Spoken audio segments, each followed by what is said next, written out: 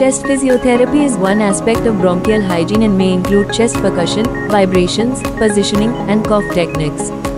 The goal of CPT is to move bronchial secretions to the central airways and to eliminate secretions by coughing.